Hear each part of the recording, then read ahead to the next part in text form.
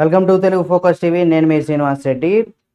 నారా లోకేష్ గారు తల్లికి వందనం అనే దానికి సంబంధించినటువంటి ఆ పథకం ఏదైతే ఎన్నికల హామీలో ఇచ్చారో దానికి సంబంధించి అది ఒక బిడ్డకేనా, అసలు ఏంటి లోకేష్ గారు ఏం చెప్పుకొచ్చారనేది కూడా ఈ వీడియోలో మనం తెలుసుకుందాం. తప్పనిసరిగా మీరు కనుక నారా లోకేష్ గారు, అలాగే చంద్రబాబు నాయుడు గారు, పవన్ కళ్యాణ్ గారు, జగన్మోహన్ రెడ్డి గారు అభిమానులు అయితే తప్పనిసరిగా మన ఛానల్ని Telugu focus TV channel subscribe చేసుకొని పక్కనే ఉన్న బెల్ బటన్ ఒకటి మాత్రం మర్చిపోకండి. వీరికి సంబంధించి మరిన్ని వీడియోలను కూడా మీ ముందుకు తీసుకొస్తుంది తెలుగు ఫోకస్ టీవీ.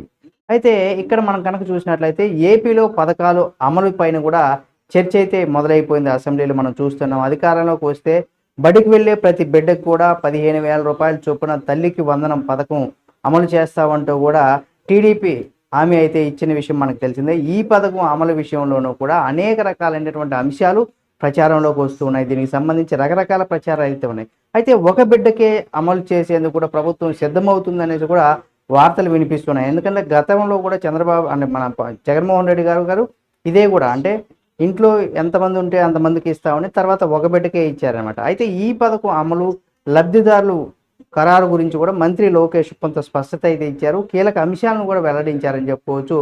అంతేకాకుండా పథకం అమలుకు సంబంధించి కనుక ఏంటి అనేది కనుక మనం చూసినట్లయితే తాము అధికారంలోకి వస్తే ఇంట్లో ఎంతమంది బడికి వెళ్ళే పిల్లలు ఉంటే అంటే బిడ్డలు ఉంటే అందరికీ కూడా 15,000 రూపాయల చొప్పున తల్లుల ఖాతాలో కూడా నగదు జమ చేస్తామంటూ కూడా చంద్రబాబు నాయుడు గారు హామీ ఇచ్చిన విషయం మనకు తెలిసిందే. అయితే పార్టీ ప్రకటించిన సూపర్ 6లో ఈ పథకం ఎక్కువగా ప్రాచుర్యం కల్పించారని చెప్పుకోవచ్చు. అధికారంలోకి వచ్చిన తర్వాత కూడా ఈ పథకాన్ని అమలు పైన కూడా చర్చ అయితే మొదలైంది. కొద్ది రోజుల క్రితం లబ్ధిదారులు ఎవరైతే ఉన్నారో వాళ్ళ ఆధార్ కార్డుకు సంబంధించి అంటే ఆధార్కి సంబంధించినటువంటి ప్రభుత్వం ఒక జీవో కూడా విడుదల చేసింది. ఆ జీవో ద్వారా కూడా ఏంటంటే కొన్ని అనుమానాలు తెరమైకైతే వచ్చాయి. దీంతో ప్రభుత్వం కొంత స్పష్టత ఇచ్చింది కూడా దీనికి సంబంధించి. జీవో రాగానే ప్రజల్లో కొంత గందరగోళమైనటువంటి పరిస్థితి కూడా వచ్చింది. మళ్ళీ జీవో నిన్ను కూడా ఇప్పుడు అసలు దీన్ని ఏంటి ఎంత చేస్తారు ఏమనే దానికి సంబంధించి స్పష్టత ఇచ్చింది ప్రభుత్వం. ఇప్పుడు మంత్రి నారా లోకేష్ గారు ఈ పథకం అమలు గురించి కూడా కొంత క్లారిటీ ఇచ్చారు. తాము హామీ ఇచ్చినట్టు విధంగానే ఎంతమంది పిల్లలు ఉన్నా సరే అందరికీ 15,000 చొప్పున తల్లికి వందనం అమలు చేస్తామంటూ కూడా స్పష్టం చేశారు. ఎలాంటి కోతలు లేకుండా 15,000 రూపాయలు ఇస్తామనేసి కూడా ప్రభుత్వ ప్రైవేటు విద్యా సంస్థల్లో చదువుతున్నటువంటి ప్రతి విద్యార్థికి కూడా అమలు చేస్తామంటూ కూడా చెప్పుకొచ్చారు. తల్లిదండ్రులు మేధావులతో చేసిన తర్వాత కూడా విధి విధానాలు కూడా ఖరారు చేస్తామంటూ కూడా చెప్పుకొచ్చారు. అంటే వచ్చే విద్యా సంవత్సరం నుంచి కూడా ఈ పథకం అమల్లోకి వచ్చేటువంటి అవకాశం మనకు కనిపిస్తుంది. కాబట్టి తప్పనిసరిగా ఇక ఈ దీనికి సంబంధించి 100% ప్రతి అంటే ఇంట్లో ఎంతమంది ఉన్నా అంతమంది పిల్లలకు వస్తారని చెప్పుకోవచ్చు.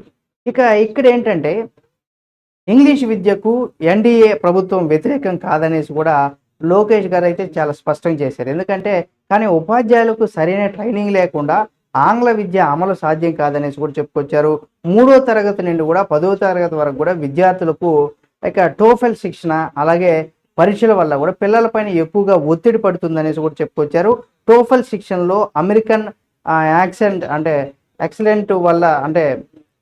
యాక్సిలెంట్ వల్ల విద్యార్థులు కూడా కొంత కన్ఫ్యూజన్ అవుతారు అనేసి కూడా చెప్పుకొచ్చారు. అయితే గత ప్రభుత్వం నిర్వహించినటువంటి నాడు నేడు పథకం వల్ల కూడా పెద్దగా ప్రయోజనం కనిపించలేదనేసి కూడా వ్యాఖ్యానించారు లోకేష్ గారు. నాడు నేడులో పాఠశాల అభివృద్ధి చెందితే ప్రభుత్వ పాఠశాలలో విద్యార్థుల సంఖ్య ఎందుకు తగ్గిందనేసి కూడా లోకేష్ గారు కరెక్ట్గా ప్రశ్నించారు ఈ విషయానికి.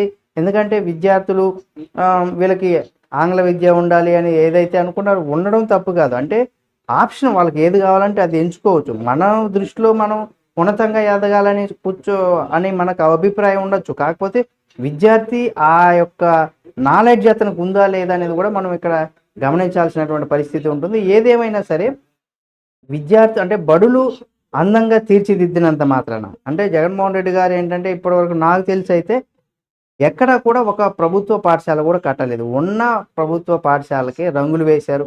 ఆ రంగులకు 2,000 కోట్లకు పైన రంగులు వేసి తీసిన దానికి ఖర్చు చేశారు.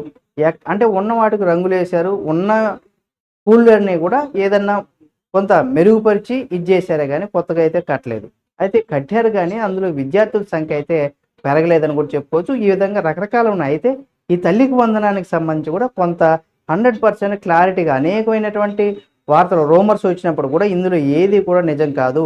ఇంట్లో ఎంతమంది పిల్లలు ఉంటే అంతమంది పిల్లలకు 15,000 రూపాయల చొప్పున వాళ్ళ తల్లి ఖాతాల్లో వేయడం తప్పనిసరి, తప్పకుండా వేస్తారు అనేసి కూడా లోకేష్ గారు అయితే స్పష్టత ఇచ్చారు.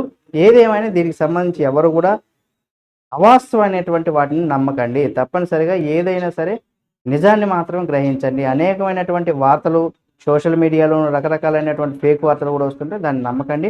ఈ వీడియో మీకు నచ్చినట్లయితే లైక్ చేయండి.